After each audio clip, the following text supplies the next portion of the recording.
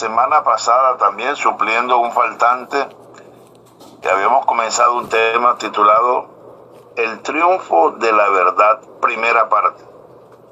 Y quiero comenzar con un texto que encontré en el libro Patriarcas y Profetas, escrito por Elena Harman de White, capítulo 3, titulado La tentación y la caída, en la página 38. Mire cómo dice: en el juicio final, los hombres no serán condenados porque creyeron concienzudamente una mentira, sino porque no creyeron la verdad, porque descuidaron la oportunidad de aprender la verdad. No obstante, los sofismas con que Satanás trata de establecer lo contrario, siempre es desastroso desobedecer a Dios. Debemos aplicar nuestros corazones a buscar la verdad. Todas las lecciones que Dios mandó registrar en su palabra son para nuestra advertencia e instrucción. Fueron escritas para salvarnos del engaño. El descuidarlas nos trae la ruina. Podemos estar seguros de que todo lo que contradiga la palabra de Dios procede de Satanás. Tremendo, tremendo, tremendo. Y aquí ustedes podemos darnos cuenta de los dos caminos, de los dos grupos, de los dos líderes, de las dos fuerzas, de los dos poderes. Solamente dos, no hay más. Dos vertientes, dos razonamientos, dos ambiciones, dos propósitos. Solamente hay dos. Podemos estar seguros, dice la última parte del texto, de que todo lo que contradiga la palabra de Dios procede de Satanás. Con frecuencia he manifestado que a todo designio de Dios, el enemigo levanta uno, espurio, falso, contrario, opuesto. Y son muchos los ejemplos. Dios es luz, Él es el príncipe de las tinieblas. Dios es verdad, Él es el padre de la mentira. Dios es vida, Él tiene el imperio de la muerte. Dios tiene un día santo, bendecido y santificado. Él tiene un día falso. No hay designio de Dios que el enemigo no tuerza. Miren cómo lo dice la Biblia. Segunda de Tesalonicenses, del versículo 10 al 12. Esto en ocasión de la manifestación del hombre de pecado. Dice: y con todo engaño de impiedad para los que se pierden, por cuanto no recibieron el amor de la verdad para ser salvos. Por eso Dios les envía un poder engañoso para que crean la mentira. Ya sabemos cuál es ese poder engañoso. Dice: a fin de que sean condenados todos los que no creyeron a la verdad, sino que se complacieron en la injusticia. En ocasión del juicio que se llevó a cabo de Jesús ante Pilato, nosotros vimos o percibimos un diálogo que se registra en Juan, capítulo 18, versículos 37 y 38. Le dijo entonces Pilato: luego, ¿tú eres rey? Respondiendo Jesús: tú dices que yo soy rey. Yo para esto he nacido, para dar testimonio de la verdad. Todo aquel que es de la verdad oye mi voz. Le dijo Pilato: ¿qué es la verdad? Y cuando hubo dicho esto, salió otra vez a los judíos y les dijo: yo no hallo en él ningún delito. Cristo era inmaculado, el Cordero perfecto, sin mancha, sin defecto, era verdaderamente santo. No podía Pilato hallar culpabilidad. Pena por Pilato que no esperó la respuesta de Jesús. Cuánto me hubiera gustado que Pilato no hubiera dado vueltas y se hubiera ido y se hubiera alejado de la persona verdad. Cuando le preguntó qué es la verdad. Cómo me hubiera gustado que la historia hubiera continuado. Pero dice el texto, y cuando hubo dicho esto, salió otra vez a los judíos y les dijo, yo no hallo en él ningún delito. Si hubo alguien que tuvo la salvación frente a sus ojos, fue Pilato. Lastimosamente, nosotros muchas veces dejamos de oír la voz de Dios por medio de su palabra para oír otras voces. Esto es increíble, hermano. Satanás ha estado acusando a Dios de lo que él mismo hace. ¿Y cómo lo hace?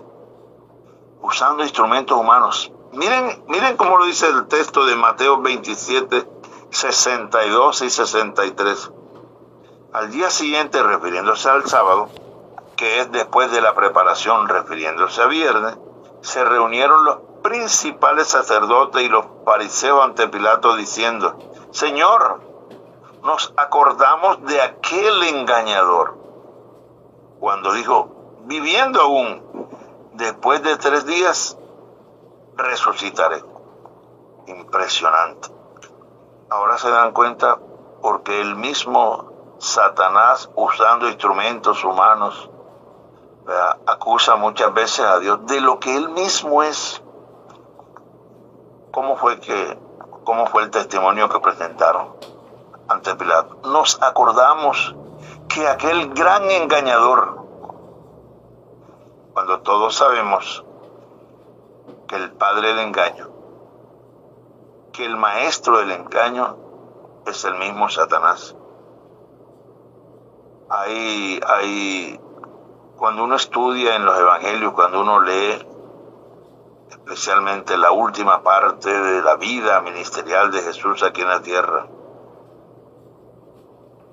uno queda asombrado. Porque a Jesús, en el odio acérrimo que sembró Satanás en la misma iglesia, en los mismos dirigentes, desde el sumo sacerdote para abajo, en el concilio, en el Sanedrín, el odio fue tan acérrimo que se dieron muchas situaciones. Un juicio nocturno, prohibido por la ley civil de los judíos. Le inventaron testimonios falsos. Por soborno compraron a quienes testificaron en contra de Jesús. No le permitieron a Jesús tener un representante, un abogado, como era común. Los juicios duraban al menos 3 días.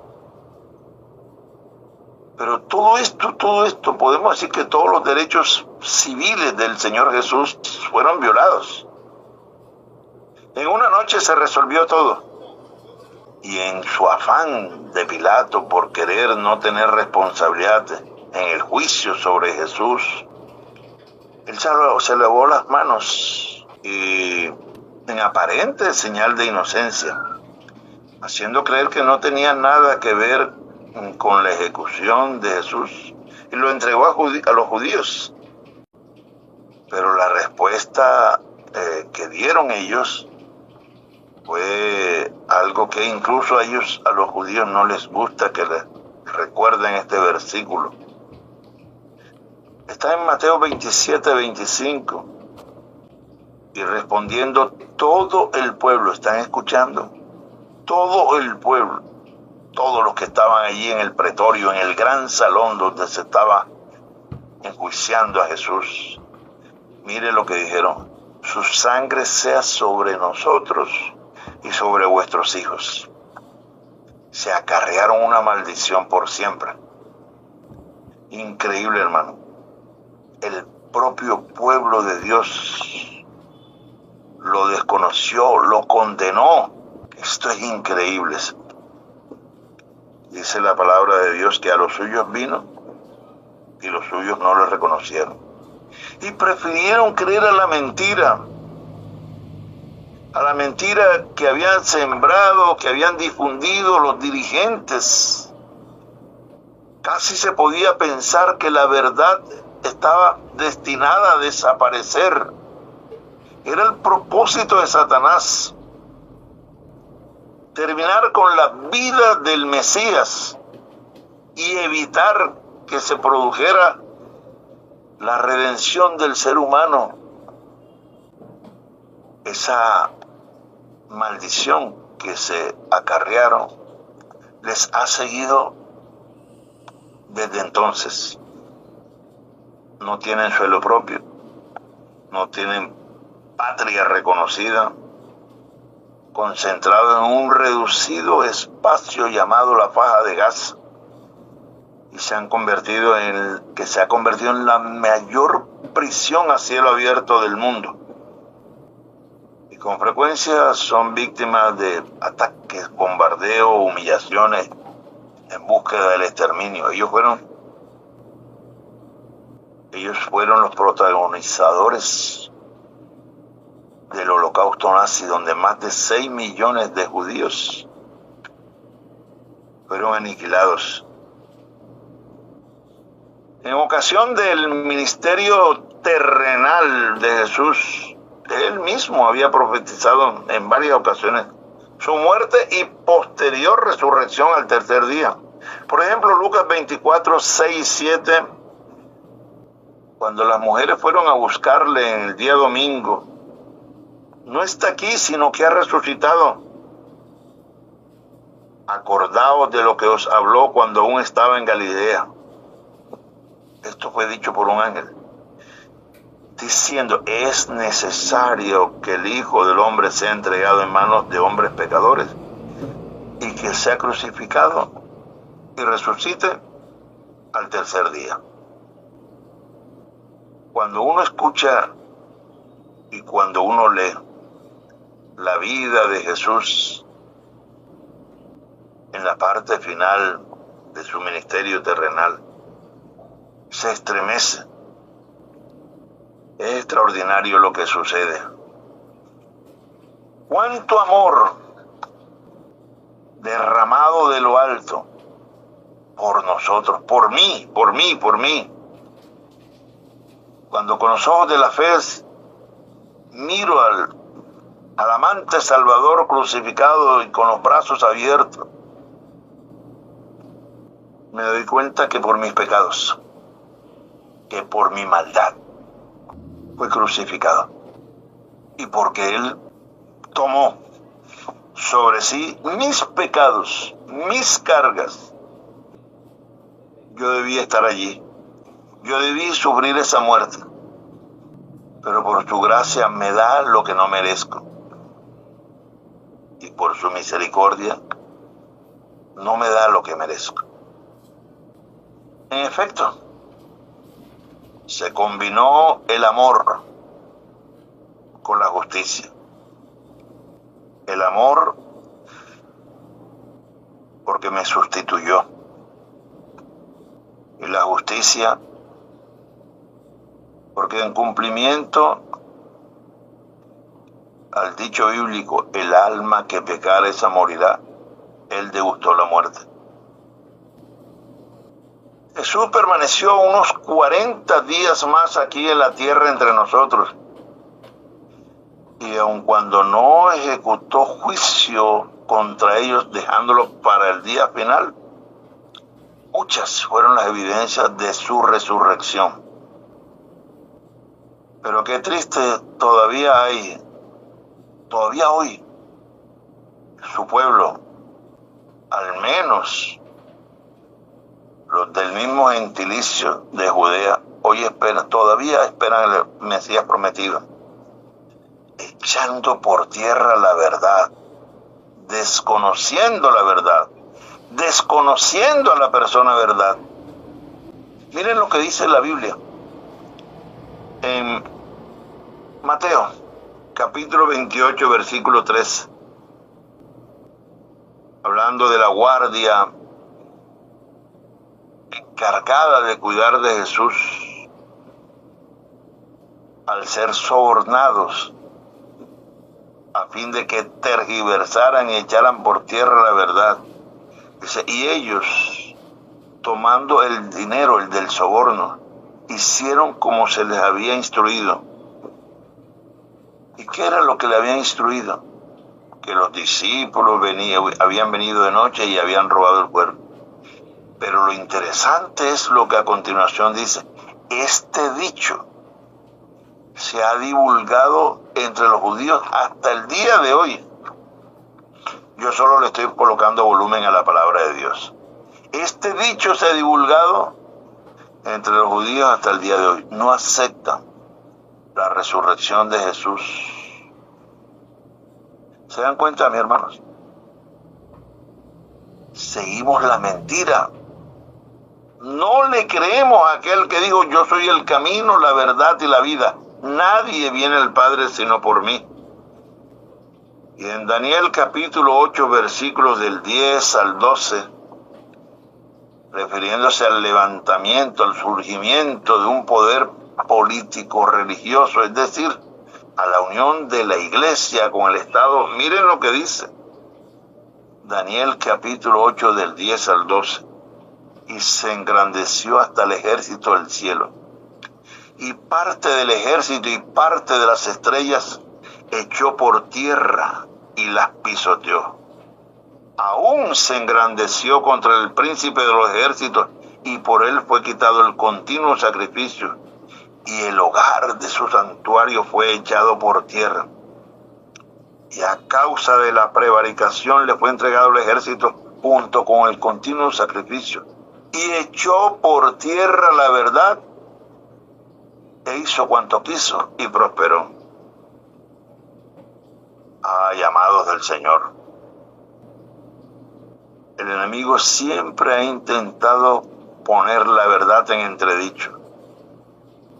Y no solamente ha sembrado la duda, sino que ha tenido mucho éxito.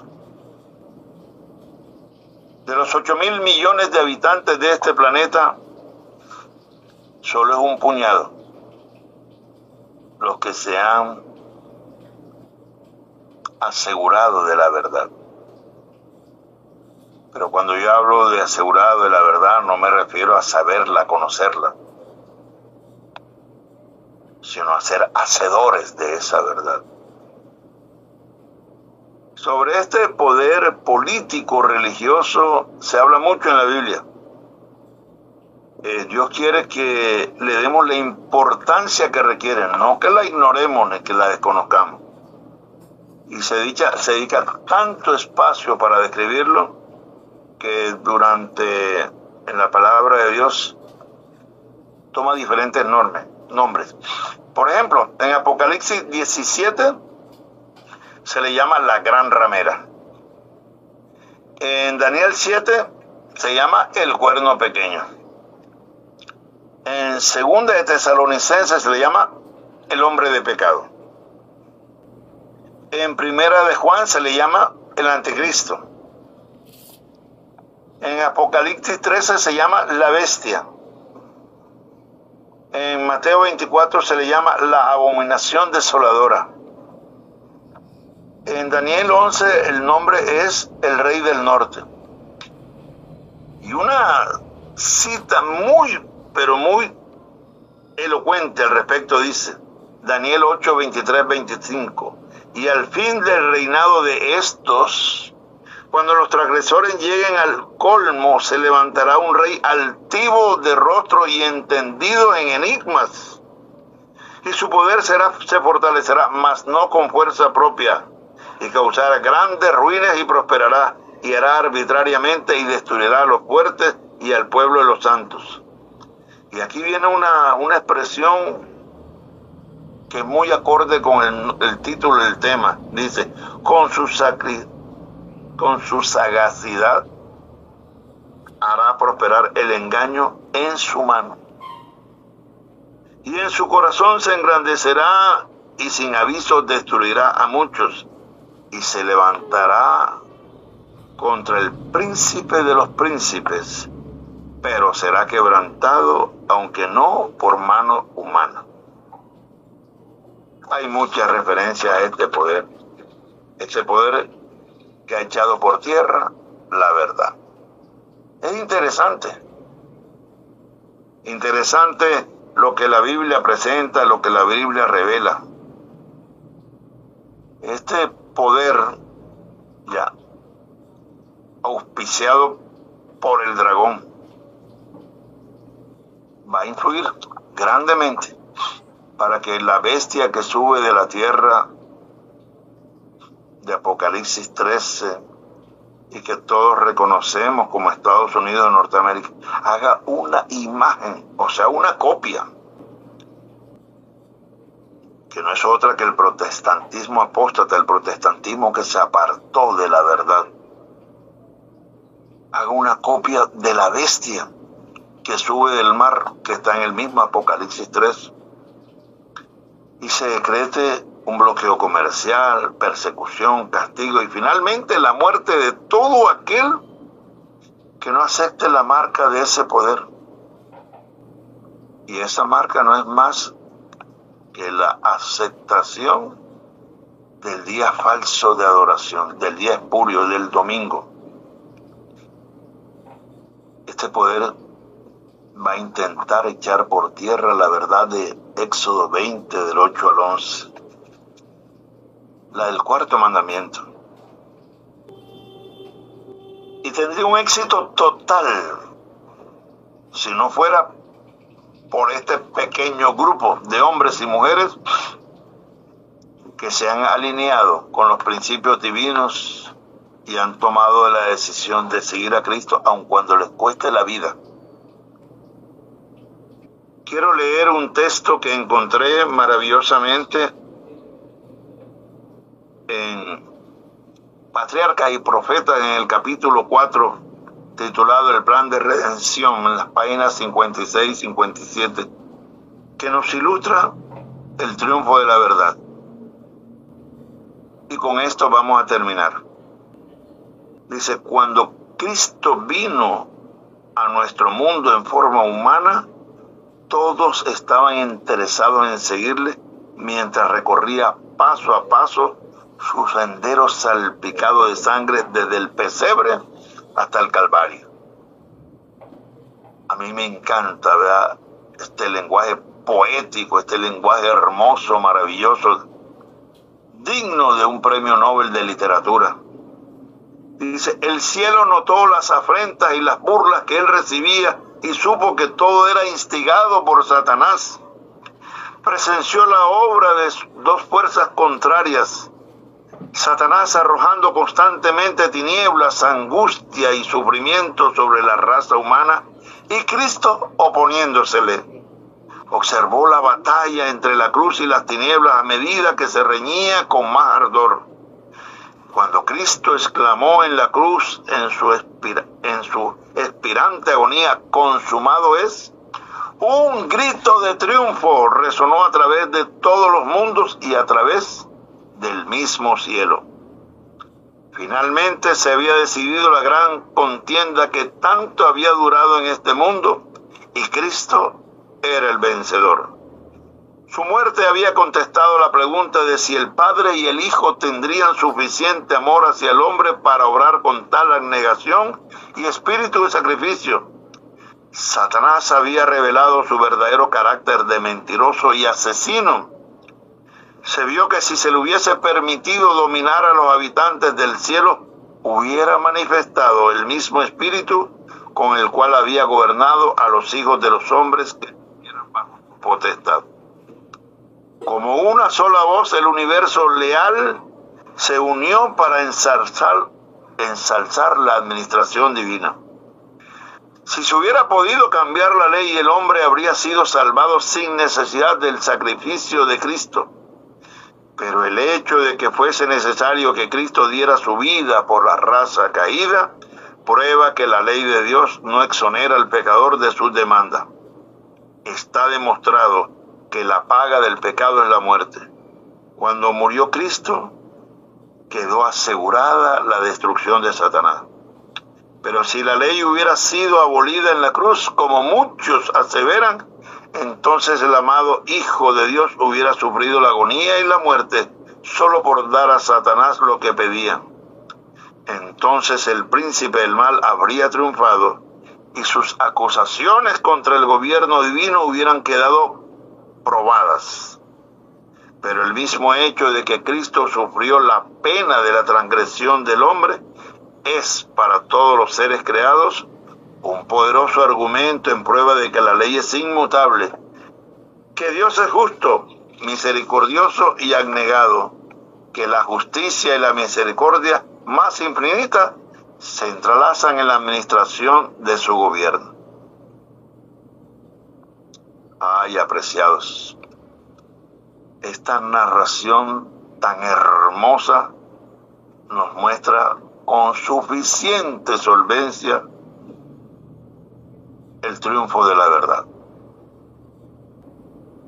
Isaías 46, 9, 10, el último texto que vamos a leer, dice: acordaos de las cosas pasadas desde los tiempos antiguos, porque yo soy Dios y no hay otro Dios, y nada hay semejante a mí, que anuncio lo por venir desde el principio y desde la antigüedad, lo que aún no era hecho, que digo, mi consejo permanecerá. Isaías 46, 9 y 10. Por último, en el conflicto de los siglos, en el capítulo 46, el tiempo de angustia, en la página 577, hay un cortico mensaje. Dice: el ojo de Dios, al mirar a través de las edades, se fijó en la crisis a la cual tendría que hacer frente a su pueblo cuando los poderes de la tierra se unan contra él. Y ya termino, disculpen, con esta nota que me encantó, una carta que escribió Elena de White en 1893. Dice: debemos recibir la verdad de Dios en el corazón para que regule la vida y dé forma al carácter. El Señor considera a los hombres en las diferentes esferas en que actúan, y el carácter es probado de acuerdo con las diferentes circunstancias en que se encuentran. La verdad pura, refinada y elevadora es una prueba continua para medir al hombre. Si la verdad rige la conciencia y es un principio permanente en el corazón, se convierte en un instrumento activo que actúa y obra por el amor, purificando el alma. Pero si el conocimiento de la verdad no produce belleza en el alma, si no se somete, suaviza y renueva al hombre de acuerdo con la imagen de Dios, no es beneficio para el que la recibe. Es metal que resuena y címbalo que retiñe. La verdad, como es en Jesús e implantada en el corazón por el Espíritu Santo, siempre obra de dentro hacia afuera. Se revelará en nuestras palabras, espíritu y acciones para con cada uno con quien nos relacionamos. Apreciados, el triunfo de la verdad está asegurado. El triunfo de la verdad está profetizado. El triunfo de la verdad es lo único que nos asegura la corona de la vida eterna. Aunque pensemos que la maldad pulula y llega a dominar las inteligencias humanas, tengamos por seguro que el triunfo de la verdad es un hecho, aunque se desplomen los cielos y aunque suframos hasta la pérdida de la vida. Que Dios te bendiga.